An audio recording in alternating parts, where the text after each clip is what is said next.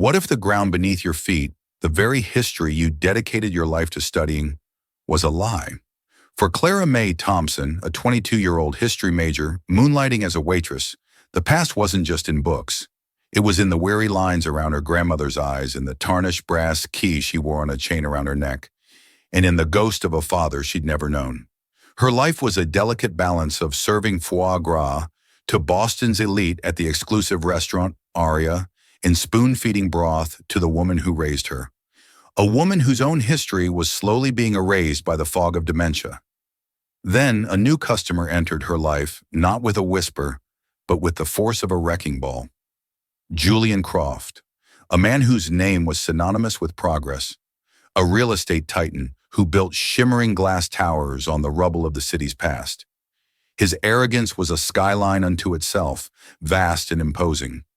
Every condescending remark, every meticulously cruel demand felt like a personal demolition. But Clara had no idea that the man intent on tearing down her city's history was about to excavate a secret buried in her own, a secret that connected his gilded world to the simple brass key resting against her heart.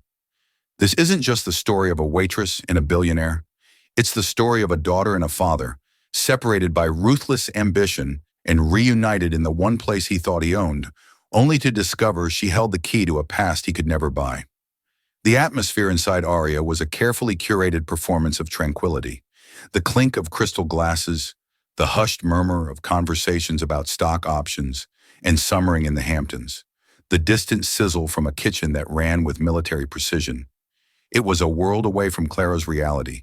Her reality was a third-floor walk-up in Somerville that smelled faintly of lavender and old paper, a stack of overdue textbooks on a wobbly kitchen table, and the constant, low-level hum of anxiety about her grandmother Eleanor. By day, Clara navigated the complex tapestry of Boston's architectural history for her thesis.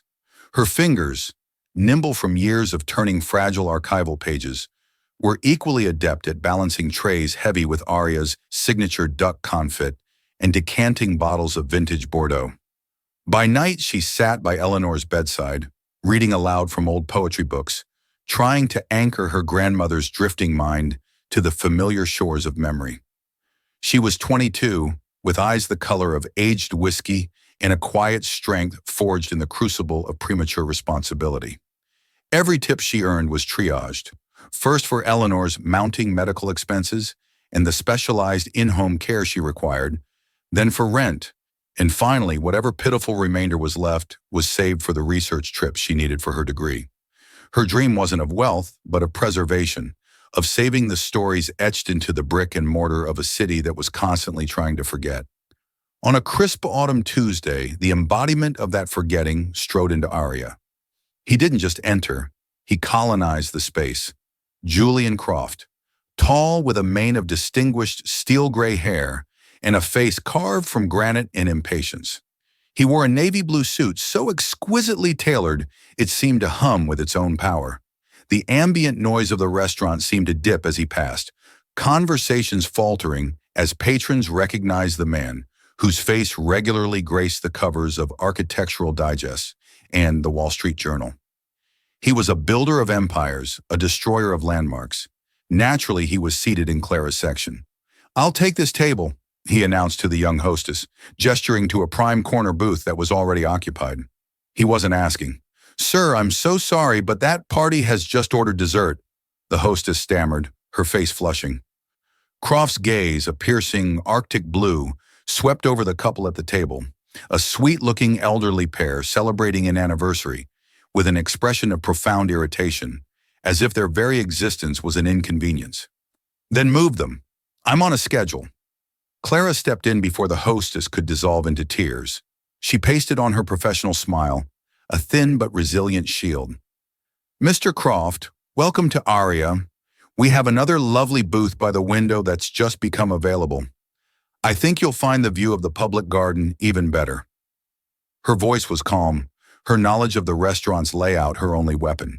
She was steering him, not confronting him. He shot her a look, a flicker of something, annoyance at being managed perhaps, before giving a curt nod and striding to the table she indicated. He didn't thank her. He immediately pulled out a sleek, impossibly thin tablet and began swiping through blueprints. Clara placed a leather-bound menu before him. He ignored it. "I'll have a scotch. Macallan 25. One large, perfectly clear ice cube. Not cloudy. If your bartender can't manage that, bring it neat. And I'll have the Wagyu steak, medium rare. Tell the chef if it comes out even a shade past pink in the center, I'll be sending it back to his station personally." Clara's pen glided across her notepad. "Of course, sir. An excellent choice. And will you be starting with anything?" He finally looked up, and his gaze was like being audited. It wasn't just a look, it was an assessment, evaluation. He took in her simple uniform, the slight fraying at her cuffs and the chain around her neck. "I don't have time for starters, miss. I have time for efficiency and competence. Let's see if you can provide at least one of those." He gestured dismissively with his hand, his attention already back on the glowing screen. She retreated, her composure stretched taut. "Did you get the new king?" Marco, another server, asked as she entered the order into the system. "I heard last week he made a busboy repolish every piece of silverware at his table because he saw a watermark." "Sounds about right," Clara muttered. "He wants a single, transparent ice cube." Marco whistled. "Good luck with that. Our ice machine makes cubes cloudier than his soul." Clara went directly to the bar. "Leo, I need your help. It's for Croft at table 12. Leo, the stoic head bartender, just grunted and reached under the counter. He pulled out a special silicone mold he used for cocktails, which produced a single, flawless sphere of ice. He'd learned long ago that with certain customers, it was easier to be prepared than to endure the fallout. She delivered the scotch. Croft swirled the glass, inspecting the ice from every angle before taking a sip without a word of acknowledgement. It was, she supposed, the highest form of praise he was capable of. The steak was an exercise in pure terror. The chef, a temperamental artist named Jean-Pierre, seethed at the implied threat but cooked the steak with the focus of a surgeon. Clara carried the plate to the table holding her breath. Croft cut into the center. It was a perfect, warm red. He took a bite, chewed with a slow, deliberate thoughtfulness that was more intimidating than any outburst. "The sear is adequate," he pronounced finally, "but the béarnaise sauce is pedestrian. It lacks tarragon. Does your chef not know the fundamentals?" Clara's training dictated an apology and offered to replace it. But something else, the wary history student in her who valued authenticity, took over. "Actually, sir, Chef Jean-Pierre makes his béarnaise in the traditional Parisian style, which uses a lighter hand with tarragon to allow the quality of the butter and egg yolk to shine through. It's a matter of philosophy, not error." His chewing stopped. He slowly raised his eyes from the plate to her face. A flicker of surprise crossed his features, so quick she almost missed it. He was not used to being countered, especially not by a waitress. He stared at her for a long, uncomfortable moment, his blue eyes seeming to search her face for something. Then without a word, he returned to his meal. When the bill came, he placed a platinum card on the tray. She returned with the slip, and he scrawled an illegible signature. "The service was not entirely incompetent," he said, the words feeling like shards of glass. He rose, adjusted the cuff of his shirt, and swept out of the restaurant, leaving a wake of cold air. Clara approached the table to clear it, bracing herself. On a bill that exceeded $400, he had left no tip. That wasn't the insult. The insult was the note he had written in sharp architectural script at the bottom of the receipt. It said, "A little knowledge is a dangerous thing." She stared at the words, a hot wave of humiliation and anger washing over her. It wasn't just a dismissal of her service. It was a dismissal of her knowledge, her one small act of defiance. She crumpled the receipt, the paper crinkling in her fist. She didn't realize it then, but this was not a simple, unpleasant encounter. It was the first salvo in a war she didn't know she was fighting. Julian Croft, for reasons that were a mystery even to himself, had found something in her that he felt compelled to crush. He would be back. And so began the Tuesday ritual of torment. Every week, at precisely 1 o'clock, Julian Croft's silver Bentley would pull up to the curb, and he would stride into Aria and take his seat in Clara's section. It was a deliberate choice, an unnerving fixation. He never asked for her. He simply sat and waited, knowing she would have to come. Her stomach would clench the moment she saw him. He became her personal crucible. He would test her knowledge on the wine list, demanding obscure vintages he knew they wouldn't have, just to watch her squirm. A 1982 Chateau Lafite Rothschild? No? How does a restaurant of this supposed caliber fail to stock the basics? He would sneer, knowing full well it was a $10,000 bottle. He dissected every aspect of the restaurant with a surgeon's cold precision, but his critiques always seemed aimed at her. One afternoon, he commented on the building itself. "This place has good bones, I'll give it that. Beaux-Arts, late 19th century, but it's been ruined by sentimental additions, these tacky sconces, this gaudy wallpaper. People cling to the past as if it has some inherent value. It doesn't. Value is created by what you build next. Some people believe value is found in what you preserve," Clara found herself replying, her voice quiet but steady. A cruel, thin smile touched his lips. The mantra of the historian, cataloging decay while the future is built by men of action. Tell me, what future is there in staring at the past? His words were a direct hit, targeting the core of her passion, her life's work. It felt less like a conversation and more like an interrogation of her soul. How could this man, a complete stranger, so expertly pinpoint and attack her deepest held beliefs? She would go home to the small Somerville apartment, feeling flayed and exhausted, the echo of his disdain clinging to her like soot. She'd recount the encounters to Eleanor, whose mind on good days was as clear as a bell.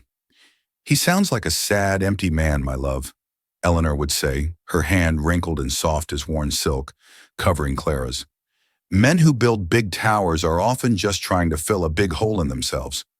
Don't let his emptiness spill into you." But Clara couldn't shake the feeling that it was personal. Other wealthy patrons could be demanding, even rude, but Croft's cruelty was different. It was focused. It was like he was searching for a weakness, a crack in her composure he could exploit. The Battle of Wills came to a head on a rainy Tuesday about 6 weeks into his campaign. Aria was housed in a historic landmark building, a fact the restaurant was immensely proud of. That day, Croft seemed particularly dismissive.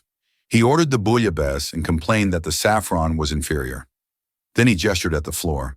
"This tile work," he said loudly, catching the attention of the nearby tables. "A pathetic attempt at Art Nouveau. Look at the sloppy glazing, the inconsistent pattern. Probably some mass-produced garbage from the 20s. Clara froze. She knew that tile work. She'd spent an entire semester researching the artisans of Boston's Gilded Age. The building was her passion project. "Actually," she said, her voice clear in the sudden quiet, "it's not Art Nouveau. It's an original Rookwood pottery installation from 1898. The artist was a woman named Genevieve Wallace. She was famous for her deliberately imperfect glazing technique, which she called wabi-sabi, inspired by Japanese ceramics. She believed it celebrated the beauty of imperfection. She pointed to a small, barely visible marking in the corner. You can see her maker's mark right there, if you look closely." The entire restaurant was silent. Julian Croft, the man who reshaped the city's skyline, had just been publicly corrected on a point of architectural history by his waitress. He stared at the floor, then back at her, his face a mask of cold fury. The surprise was gone, replaced by something much more dangerous: humiliation. It was in that moment, as she leaned forward slightly to point out the mark, that the chain around her neck swung free. On it hung the old tarnished brass key. It was ornate, with a distinctive four-leaf clover design at its head. It caught the low light of the chandelier, a small, dull gleam against her black uniform. Croft's eyes, which had been locked on her face with piercing intensity, dropped to the key. The effect was instantaneous and terrifying. All the color drained from his face, leaving a sickly, waxy pallor. The arrogant titan of industry disappeared, replaced by a man who looked like he'd been shot. His breath hitched. His hand, which was gripping a water glass, trembled so violently that water sloshed over the rim. "Where?" he started, his voice a raw, strangled whisper that was nothing like his usual commanding tone. "Where did you get that key?" Clara's heart began to pound a frantic, heavy rhythm against her ribs. This was a reaction far beyond mere anger. This was shock. This was recognition. It was my grandmother's, she said, her own voice trembling slightly as she instinctively clutched the key. She gave it to me. She said, she said it was from my father. His eyes, wide and disbelieving, flew back to her face. But this time he wasn't looking at her uniform or assessing her competence. He was truly seeing her for the first time. He scanned her features, the curve of her jaw, the stubborn set of her mouth, the whiskey-colored eyes so unlike her mother's but so hauntingly familiar. It was the look of a man seeing a ghost in the face of the living. He shoved his chair back with a violent scrape that echoed through the stunned dining room. He threw a wad of cash onto the table, hundreds of dollars. His movements jerky, uncoordinated. "I have to go," he muttered to no one in particular. He all but ran from the restaurant, leaving his half-eaten meal, his jacket, his entire aura of impenetrable control behind him. Clara stood frozen, the warm brass of the key a burning question mark against her skin.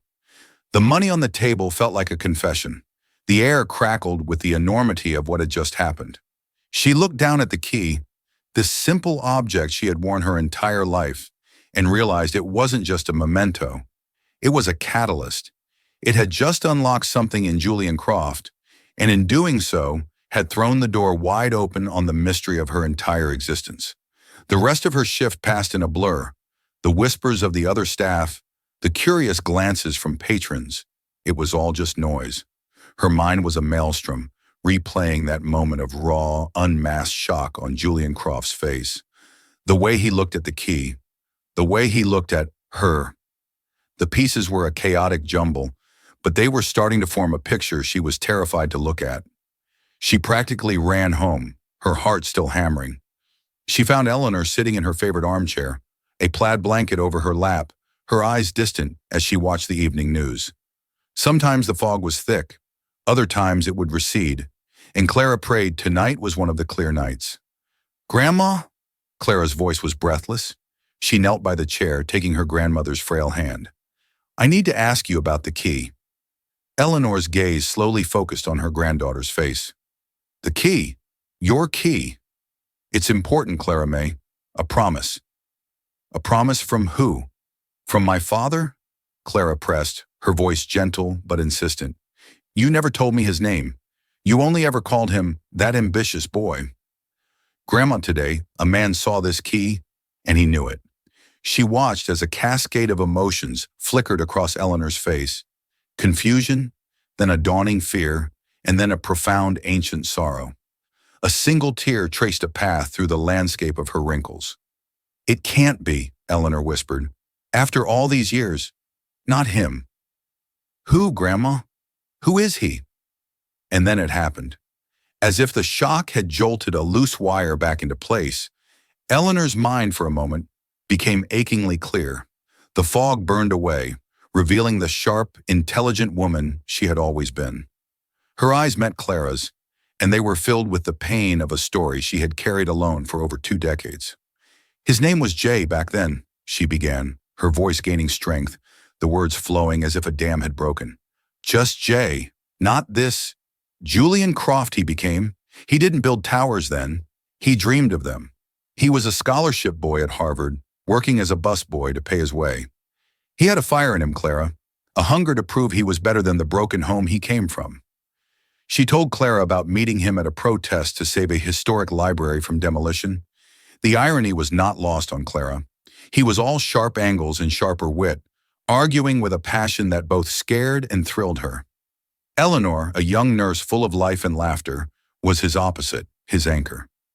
"He wasn't cruel then," Eleanor said, a sad smile touching her lips. "He was intense. He saw the world in black and white, success or failure. But with me, he was gentle. He brought me flowers he'd picked from the public garden. He'd trace the lines of my palm and tell me they led to a future with him." The story unfolded, a ghost taking shape in the dim light of the living room. Their love affair was a whirlwind romance set against the backdrop of 1990s Boston. They were young, poor, and deeply in love. "The Blue Dahlia," Eleanor whispered, her eyes glazing over with the memory. "That was our place, a little underground jazz club in the South End. He said the music was as honest as we were. That key, he gave it to me on our 1-year anniversary. It wasn't the key to the club. It was the key to the apartment above it, a tiny run-down studio we were going to rent together. It was our first real step, our promise. Clara's heart ached, imagining this younger, softer version of the man who had tormented her. What happened to him? What happened to you? Eleanor's face hardened. His ambitions started to win. He got an internship with a ruthless developer. He met powerful people who saw his hunger and cultivated it. He started talking less about the beauty of buildings and more about their square footage. He started to see me not as his partner, but as a distraction from the life he was meant to have. Then came the discovery. Eleanor was pregnant with Clara's mother, Sarah. I told him right outside the Blue Dahlia, under the gaslights. I thought he'd be happy. I thought it would bring him back to us. She took a shaky breath, the memory still sharp enough to cut. He went pale, just like you said he did today. He said a baby wasn't part of his trajectory. He said it was an anchor. My God, he called his own child an anchor. The sequence of events that followed was a brutal, clinical execution of a heart. Julian disappeared. A week later, a lawyer from his new mentor's firm found Eleanor. There was no negotiation. There was an offer. $10,000, a fortune to her then, and a non-disclosure agreement. She was to vanish from his life and never reveal the paternity of her child. I threw the papers in the lawyer's face, Eleanor said, a flash of her old fire in her eyes. I told him my daughter wasn't for sale, but Julian, he never came back. He never fought for us. He let them cut us out of his life like a tumor. A few years later, my Sarah, your mother, she got sick. The doctors said it was her heart, that she was born with a weakness. I always believed it was a broken heart. She died when you were 5, Clara May, and all I had left was you and this key, a promise he never kept. Clara sank to the floor, wrapping her arms around her grandmother's knees. The story washed over her, a tidal wave of grief and fury. The monster from the restaurant wasn't just a rude billionaire. He was her grandfather. He was the man whose abandonment had set in motion the entire course of her life. The man whose ghost had haunted her family, culminating in her mother's early death. The cruelty at the restaurant suddenly made a terrible, twisted kind of sense. It wasn't random. He saw something of her mother, of Eleanor, in her face. And like a man haunted, he had tried to destroy the reflection. His torment was a desperate, pathetic attempt to prove to himself that he had made the right choice. That the women he'd left behind were insignificant, incompetent, worthy of his scorn. She looked at her grandmother, her fierce, proud Eleanor, whose mind was now a fragile, flickering light. She thought of her mother, a woman she barely remembered, whose life was cut short. The fight was no longer about a bad tip or a cruel comment. It was about them. It was about reclaiming a history that had been bought, buried, and denied. Julian Croft had built his empire on foundations of steel and concrete. Clara May Thompson was about to show him that the foundations of family, of memory, were stronger. He thought he had demolished his past. He was about to find out it was waiting for him, key in hand. The next morning, Clara moved with the cold, clear purpose of a woman who had nothing left to lose. She called Arya and quit her job, the manager's protest sounding distant and irrelevant. The waitress uniform was a skin she was shedding. Today she was a historian, and she was going to excavate the truth. Her target was Croft Tower, a shard of mirrored glass that pierced the Boston sky, a monument to the man who built it. She dressed not in black slacks and a blouse, but in the clothes she wore to defend her thesis proposal. A simple, professional wool dress, sensible shoes, and her hair pulled back. She was not coming as a supplicant or a victim. She was coming as an equal. The lobby was a cathedral of wealth, all gleaming Italian marble and hushed reverence. A receptionist sat behind a desk that looked like a modernist sculpture. "I'm here to see Julian Croft," Clara said, her voice steady despite the frantic beating of her heart. The receptionist gave her a dismissive up-and-down glance. "Do you have an appointment?" "No, but tell him Clara May Thompson is here. Tell him it's about the Blue Dahlia." She chose the name carefully. It was a piece of the past he would have thought was buried forever. The receptionist's perfectly plucked eyebrow rose a fraction. She murmured into her headset, her eyes widening slightly as she listened to the reply. Mr. Croft is in a board meeting. He will not be disturbed. His meeting just ended, Clara said, her gaze locking with the woman's. Tell him I know he's listening. Tell him Genevieve Wallace's granddaughter is here to talk about a promise. It was a bluff, a wild shot in the dark, weaving together the tile artist from the restaurant with the secret of the key. But it was a historian's gambit, connecting disparate pieces of the past to create a compelling narrative. Behind the receptionist, a discreet door opened, and a severe-looking man in a flawlessly tailored suit emerged. He had the weary, intelligent eyes of a man paid to solve impossible problems. Miss Thompson, he said, his voice a smooth baritone. I'm Arthur Vance, Mr. Croft's chief counsel. Perhaps you can discuss your business with me. My business is with him, Clara said, not breaking eye contact with the receptionist, who was now visibly flustered. You can tell your boss that he can hide behind his lawyers, just like he did 22 years ago, or he can face me himself. Arthur Vance's professional composure cracked for a second. The reference to a 2-decade-old event was a direct hit. He spoke quietly into his sleeve. He listened, his expression unreadable, then sighed. Against my strenuous and explicit advice, Vance said, turning back to Clara. He will see you. This way. The elevator ascended in unnerving silence, a pressurized capsule shooting them toward the sky. The doors opened directly into a sprawling penthouse office. The view of Boston was breathtaking, a king's vantage point. Julian Croft stood with his back to them, staring out at the city he owned. The abstract paintings on the walls and the minimalist furniture screamed power and control. Leave us, Arthur, Croft said, his voice gravelly. He didn't turn around. The doors hissed shut, sealing Clara in with him. You have 5 minutes, he said, his voice cold, controlled. I assume this is about money. It always is. Name your price. I'll have Arthur draw up the papers. Then you will disappear, just as your grandmother should have done. The sheer, breathtaking arrogance of it burned away the last of Clara's fear and replaced it with a glacial rage. Money? She let out a short, bitter laugh. You think that's what this is? After everything? You are so small, Julian. You live in this giant tower, but your soul wouldn't fill a thimble. She walked towards him, her footsteps echoing in the cavernous space. She stopped beside him at the window. Look out there, she said, her voice trembling with suppressed fury. You see a portfolio of assets? I see a city of stories. You tore down the old Orpheum Theater to build that monstrosity. She pointed. Did you know it was the first integrated theater in Boston? You demolished the Fenway Victory Gardens for a parking garage. Did you know they were planted by families waiting for sons who would never come home from the war? He finally turned to face her. The arrogant mask was in place, but his eyes were haunted. What is your point? My point, she said, her voice dropping to a fierce whisper, is that you don't just destroy buildings. You destroy lives. You destroy histories, and you started with your own. She reached up and unclasped the chain from around her neck. She held out the tarnished brass key in the palm of her hand. This was the key to an apartment above the Blue Dahlia, she said, watching his face. A promise of a future you ran from, a future that resulted in a daughter named Sarah. My mother. He flinched, the name striking him like a physical blow. She died when she was 27, Julian, a congenital heart defect. The doctors called it a medical anomaly. My grandmother calls it a broken heart. She spent her entire life loving a ghost.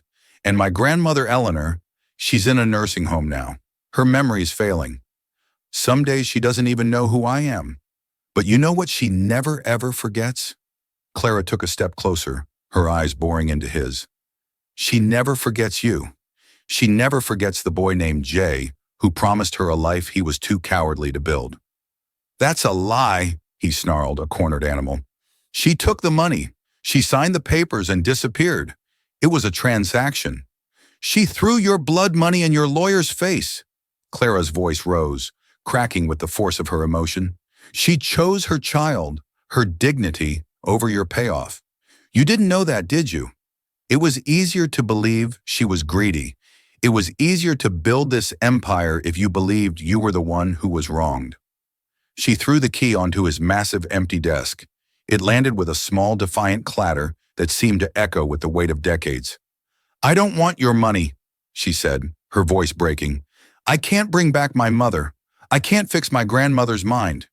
The only thing I wanted was for you to know the truth, to know the names of the people whose lives are the foundation of this empty, gilded cage you've built for yourself.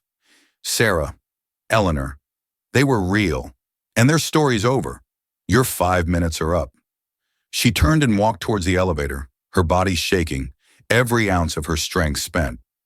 She had said what she came to say. She had honored them. "Wait." The word was quiet, cracked, stripped of all its usual authority. She stopped, her hand hovering over the call button, but she didn't turn around. "My father," Julian said, his voice sounding strange and distant. "He handled it.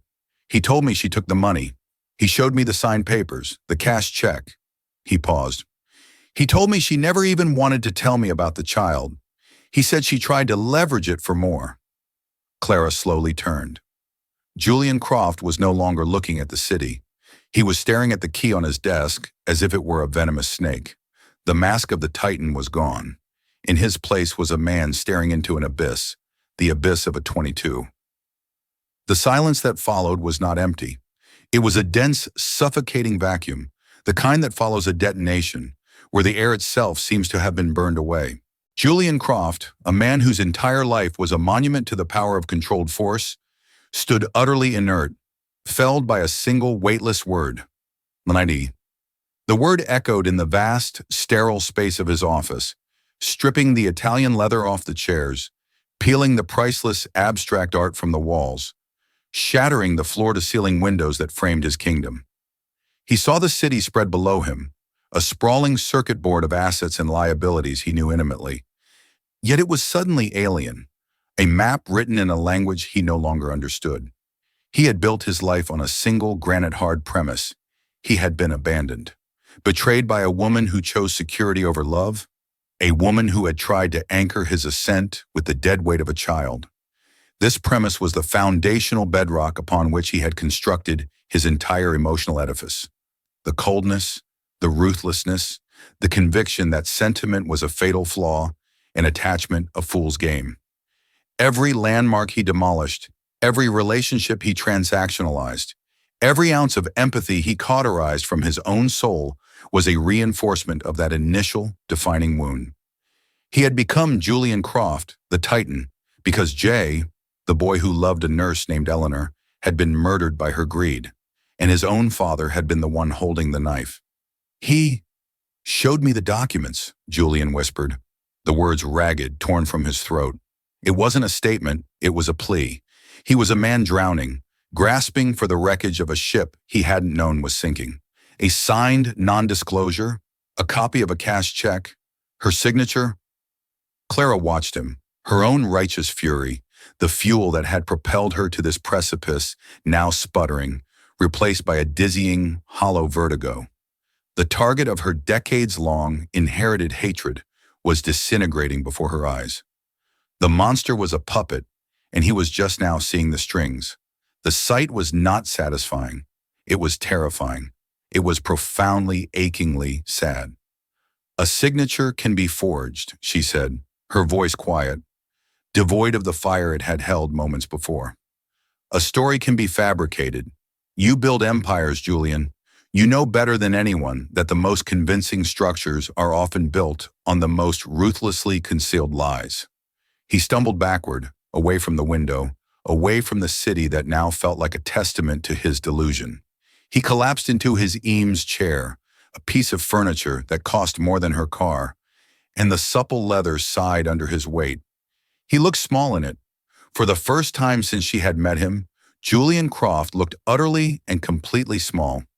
He wasn't looking at her. His gaze was fixed on the tarnished brass key she had thrown onto his desk. It sat there on the vast expanse of polished mahogany like an unexploded bomb. It was a primary source, an artifact that refuted the entire, carefully curated archive of his life. The discreet hiss of the office door sliding open broke the spell. Arthur Vance stepped inside, his face a carefully composed mask of concern. He had likely been listening to the entire exchange, the loyal consigliere monitoring a catastrophic failure in diplomacy. His eyes flicked from Julian's shattered posture to the key on the desk, then to Clara, standing by the elevator like a reluctant specter. "Julian?" Arthur's voice was gentle, the tone one used for a man on a ledge. Julian didn't look at him. His voice was a raw croak. "Arthur, you were there, a junior associate, in my father's office. The Eleanor Vance settlement." He wasn't asking a question. He was issuing a summons. Arthur's composure, for the first time Clara had seen, frayed at the edges. A flicker of an old, deep conflict, loyalty to the father versus loyalty to the son, played across his features. He straightened his tie, a gesture of a man bracing for impact. "I was present for some of the discussions, yes. The documents he showed me," Julian pressed, his voice gaining a terrifying edge of desperation. "The story he told me, that she took the money, that she wanted more, that she never wanted me to know about the child. Was it the truth?" Arthur Vance, a man whose career was built on the strategic deployment of words, chose his next ones with the precision of a surgeon laying down a scalpel. "Julian, your father was a formidable man. He had a very specific vision for your future, for the future of Croft Industries. He saw Eleanor, he saw the situation, as a profound threat to that vision. He took measures he felt were necessary to neutralize that threat. The narrative you were given was the one he believed would ensure you stayed on the correct trajectory. It was a lawyer's confession, wrapped in the silk of corporate euphemism, but it was a confession all the same. Neutralize the threat, the correct trajectory. He had not been protected, he had been managed. His heart had been the collateral damage in a hostile takeover of his own life. A sound tore from Julian's chest, a low, guttural noise of absolute agony. It was the sound of a keystone being removed from an arch, the sound of everything falling at once. He buried his face in his hands, his broad shoulders shaking with dry, ragged sobs that seemed to be clawed up from a place that had been locked away for a lifetime. He had not just lost a past with Eleanor and a daughter he never knew. He had lost his entire present because it was built on a fiction. He was 62 years old, and he had just discovered that he didn't know the first thing about his own story. Clara felt a sudden, urgent need to flee. This was too raw, too private. She had come for a reckoning, not to witness a complete psychological demolition. She turned and pressed the elevator button, the small, illuminated circle a promise of escape. "Where is she?" His voice, muffled by his hands, stopped her cold. It was the question that hung in the air, the only question that now mattered. "Eleanor," he said, looking up. His face was a ruin. The Arctic blue eyes that had once assessed her with such contempt were now flooded with a terrifying, desperate plea. "Please, take me to her." The ride in the back of the Maybach was a study in surreal dislocation. The car, a hermetically sealed capsule of silent, air-conditioned luxury, glided through the streets of Boston and across the Charles River into Somerville. For Julian, it was a journey backward in time, a phantom limb aching with memories he had long ago amputated. He stared out the tinted window, not at the skyline he had personally authored, but at the triple-decker houses, the corner stores with faded awnings, the playgrounds filled with the shrieks of children. Each street corner was a ghost. There was the bakery where he'd bought Eleanor a cannoli on their third date. There was the small park where he'd first told her he loved her, the words feeling bigger and more real than any building he could ever imagine. This was the world he had fled, the world his father had taught him to despise as small, sentimental, and insignificant. He now realized it was the only world that had ever been real. Clara sat in the opposite seat, a chasm of quilted leather between them. She watched the man who was her grandfather navigate the ruins of his own memory. The anger she had harbored for a lifetime was a complex, wounded thing now. It was impossible to hate the broken man beside her with the same purity she had hated the Titan. His pain was real, palpable, but it did not erase the pain of her grandmother or the absence of her mother. His deception had been passive, a lie he had believed, but his cruelty had been active. The sneering remarks at Arya, the deliberate torment, that had been all him. A man lashing out at a ghost he didn't even know he was seeing in her face. Forgiveness was a continent away. She was still lost at sea. The Golden Years care home smelled of boiled cabbage, bleach, and a faint floral air freshener that couldn't quite mask the underlying scent of decay. It was the smell of waiting. Julian, in his $4,000 suit, was an immediate and jarring anomaly. Residents paused their slow shuffle down the hallway to stare. Nurses glanced up from their stations, their expressions a mixture of curiosity and professional caution. They found Eleanor in the common room, parked in a wheelchair before a television blaring a game show. Her gaze was fixed on the screen, but she wasn't seeing it. The fog was heavy today, a dense blanket that muffled the world. Her hands, gnarled with arthritis, lay still in her lap. A half-eaten cup of pudding sat on the tray before her. Clara felt a familiar pang of grief. This was the reality of her life, the quiet heartbreak she navigated daily. Bringing Julian here felt like a violation, like exposing a sacred wound to the man who had inflicted it. "Grandma," Clara whispered, kneeling beside the wheelchair. She gently touched Eleanor's hand. The skin was like worn parchment. "Grandma, someone is here to see you." Eleanor's head turned with a slow, disconnected movement. Her eyes, clouded and distant, drifted past Clara and settled on the tall man standing awkwardly in the doorway. Julian looked like he was going to be sick.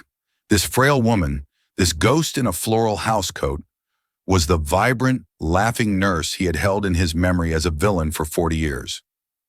The dissonance was a physical blow. He forced his feet to move, each step on the linoleum floor an echoing pronouncement of his failure. He knelt on the floor on the other side of the wheelchair, a mirror image of Clara. The fabric of his expensive trousers strained.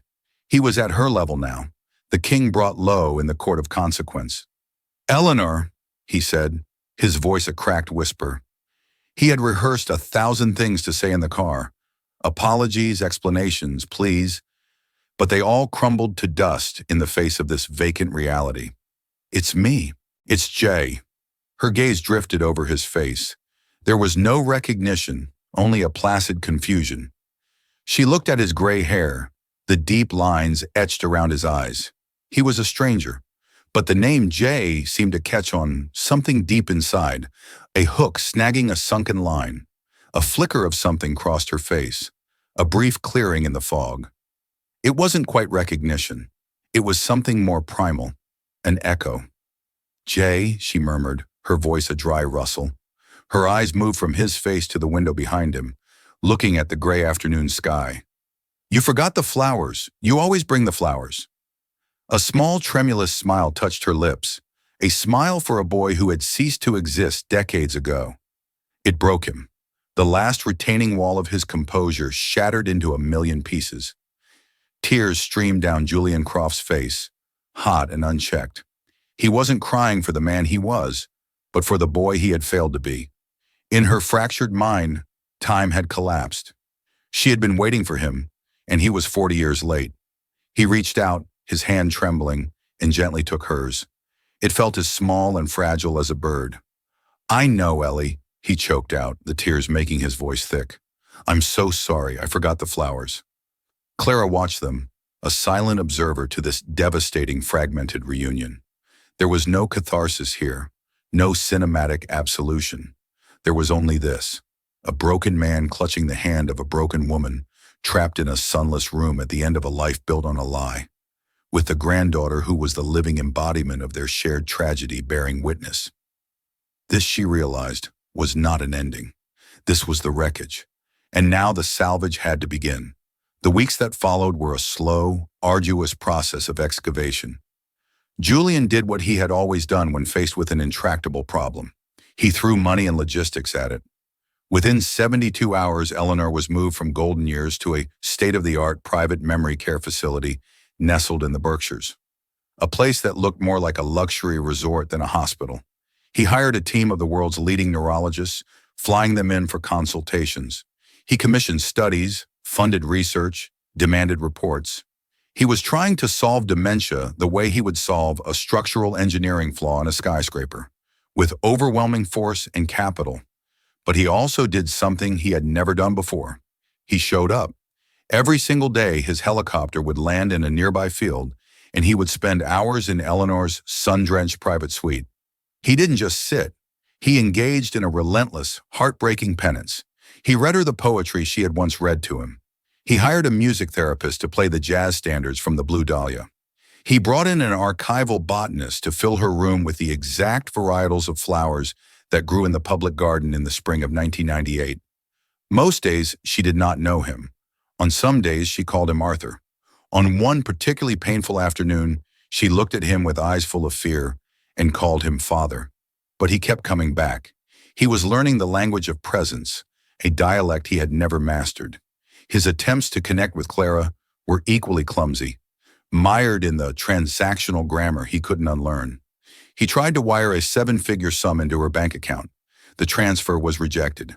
He had the deed to a penthouse apartment in his newest building delivered to her Somerville walk-up by courier. She sent it back. "I don't understand," he said one afternoon, cornering her in the hushed, elegant hallway of the new facility. "I am trying to make amends. This is what I have to offer. Why won't you take it?" "Because it's not amends, Julian. It's a transaction," Clara said, her voice weary. She had spent the morning helping her grandmother with a puzzle, only for Eleanor to sweep the pieces to the floor in a fit of frustration. She was exhausted. "You are trying to balance a moral ledger that can't be balanced. My mother is gone. My grandmother's mind is gone. You can't write a check for that." "Then what?" he demanded, his voice raw with the frustration of a powerful man rendered impotent. "What is it that you want from me?" "I wanted the truth. I have it," she said, looking him squarely in the eye. "Now I want to finish my degree. I want to get a job. I want to build my own life, not have it handed to me as a settlement for damages." She left him standing in the hallway, a king with a treasury full of currency that had no value here. Clara threw herself into her thesis, into the quiet, orderly world of archives and footnotes. It was her sanctuary, the one place where the past was neatly cataloged and made sense. But the lines had blurred. The story of Boston's architectural history was no longer separate from her own. She would be reading about land deals in the 19th century and see the ghost of Julian's father, manipulating lives for the sake of a legacy.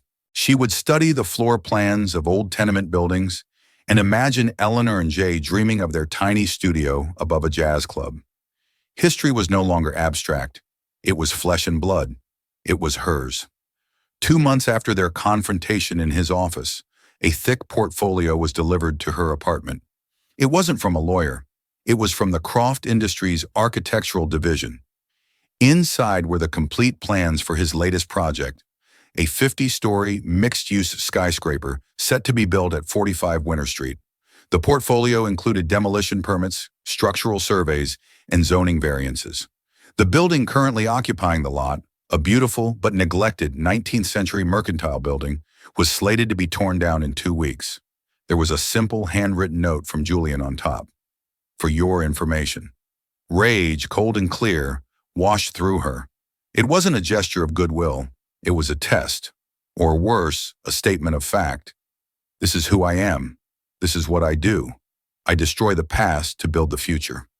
She didn't call. She went to his office, the portfolio clutched in her hand like a weapon. She bypassed the receptionist and walked straight in. He was on a conference call, his back to the door. He saw her reflection in the window and ended the call without preamble. "I see you received the plans," he said, turning to face her. "I did," she said, slamming the portfolio down on his desk. The sound was a gunshot in the quiet room. "And I have a question. Did you know that the facade of 45 Winter Street is one of the earliest surviving examples of cast-iron architecture in the city, designed by the same firm that built the Ether Dome at MGH? Did you know that the offices on the 3rd floor house the headquarters for the Massachusetts Woman's Suffrage Association from 1895 to 1910, and that some of the first drafts of the 19th Amendment were debated within those walls? Did your due diligence report mention that?" He was silent, his gaze fixed on her, but this time it wasn't dismissive. It was attentive. "My team's report classified it as a non-contributing structure with significant decay. A teardown," he said, his voice neutral. "Your team sees decay, I see a primary source document written in brick and iron, she retorted, her voice shaking with passion. You talk about your father's legacy, a legacy built on lies. That building has a legacy too, a real one. And you're going to obliterate it for another glass box that will be architecturally irrelevant in 30 years. You haven't learned anything. He walked over to the desk and picked up the portfolio.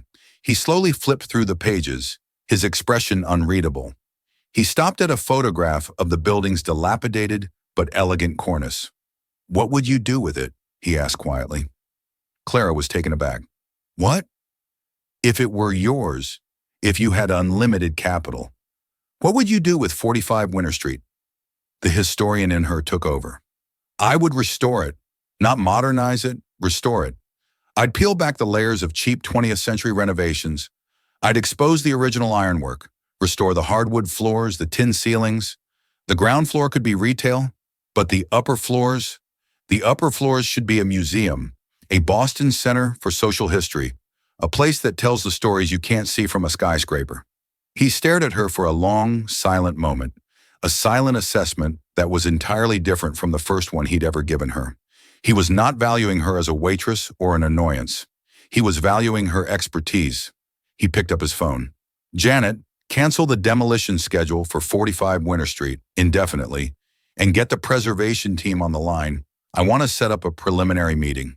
I have a new consultant I want them to meet. He looked at Clara, a flicker of something new in his eyes. Respect. Her name is Thompson. There was no magical reconciliation. Their relationship was not rebuilt. It was constructed from scratch, on a new and difficult foundation. It was forged in the quiet hours by Eleanor's bedside, where they would sometimes read aloud to her from the same book, their voices overlapping. It was hammered out in tense architectural meetings, where Clara, as lead historical consultant, would argue fiercely with Julian's engineers about preserving an original window frame, and he, to the astonishment of his entire company, would side with her. 1 year later, on a crisp autumn afternoon, Clara stood with Julian on the 4th floor of 45 Winter Street. The building was a chaotic skeleton of its future self, filled with scaffolding, the air thick with the smell of sawdust and plaster. Below them, a team of artisans was painstakingly restoring the original tin ceiling panels. Julian was no longer the imposing titan of Aria. The past year had weathered him, softened the granite edges. He still wore expensive suits, but they seemed less like armor. He looked at the intricate ceiling work, then at Clara. Your mother, he said, his voice quiet. She would have been 41 this year. It was the first time he had ever spoken of her directly, not as a concept, but as a person with an age, a life. Clara's throat tightened. Yes, she whispered. I have been thinking, he continued, looking out the large arched window at the city below, about legacies. My father built one of power and steel. I continued it, but it's hollow. Its foundation is rotten. He turned to her, his blue eyes clear. Preserving this building, it's a better foundation, a truer one. He reached into his pocket and pulled out the tarnished brass key. He had carried it with him every day for the past year. He held it out to her. The blue dahlia is long gone, he said. This key doesn't open a door to an apartment anymore, but it opened the door to the truth. It belongs to the historian. Clara looked at the key in his palm, then at his face. She saw the decades of regret, the pain of his own stolen past. But she also saw the man he was becoming, one who understood that value was not just created, but preserved. She closed her hand over his, her fingers covering the key. It was a beginning, a quiet, difficult, and profoundly real beginning, built not on forgiveness, but on the shared, painstaking work of restoration. Together, in the heart of a building they were saving, they had started to salvage the ruins of a family, creating something new, something true, something that might just be strong enough to last.